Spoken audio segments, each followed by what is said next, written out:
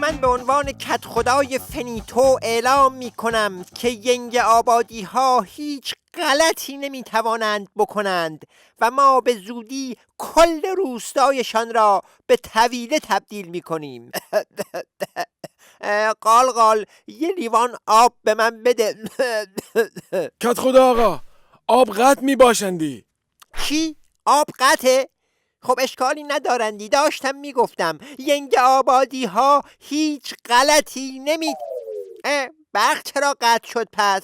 کت خدا آقا، این روزا همینطور می باشندی، هی برق قطع می شوندی. باشه خب برو 4 دونه فانوس بیار لااقل. کت خدا آقا، نفتی دیگه برامون نمونده که آخه. ای وای اینطوری که نمیشه آخه. باشه برو از انبار هیزم بیاور روشن کنیم، لااقل یکدیگر را ببینیم. کت خدا آقا، شرمنده تو انبار اصلا هیزمی نیست. قال رو مخ من یورتمن نرو، لااقل 4-5 درهم از گاف صندوق بردار ببر از روستای بغلی بخر. گاف صندوق خالی می باشندی. تازه اگر بود هم ینگ آبادی ها معامله با سایر روستاها را ممنوع کردندی.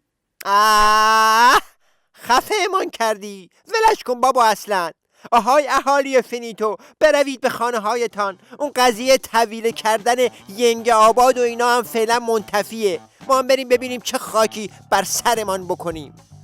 چی؟ برم به خانه هاشان؟ زرشک، تازه اهالی آمدن بیرون.